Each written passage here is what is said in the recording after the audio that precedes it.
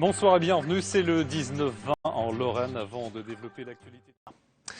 Peu sont nombreux à avoir vu un lynx en Lorraine. Pourtant, ce grand matou était réintroduit dans les Vosges au début des années 80, mais aujourd'hui, force est de constater qu'il a certainement disparu. Au parc de Sainte-Croix, le lynx a donc une place particulière pour sensibiliser le public, un parc qui accueillait ce matin de nouveaux spécimens. Jean Baudin et Jacques Garniche.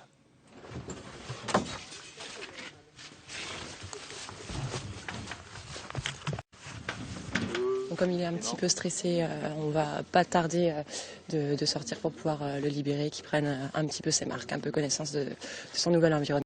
À peine arrivé de Thoiry dans les Yvelines, Litchi est relâché dans un enclos du parc Sainte-Croix en Moselle. Un lynx de 14 ans, un animal pesant près de 25 kilos même. Doté de griffes et de dents puissantes, à le voir comme ça, on le caresserait presque. Dans la nature, ils attaquent jamais spontanément l'homme. De toute façon, déjà pour en voir, c'est déjà très très difficile. Donc nous là en captivité, donc c'est des endroits restreints, donc c'est un peu différent, mais on fait plus attention. Vous avez vu, on a pris des fourches, enfin des balais pour se faire un peu plus grand, pour être un peu impressionnant. Mais non, c'est pas des animaux qu'on va aller caresser. Litchi n'est pas arrivé seul. Il est accompagné d'une femelle de 5 ans. Elle vient tout droit de Pessac en Gironde. Seulement placée en quarantaine, on ne la verra pas, du moins pour l'instant. Litchi est donc seul, mais dans 2 semaines tout au plus, les deux lynx se retrouveront et apprendront à se connaître.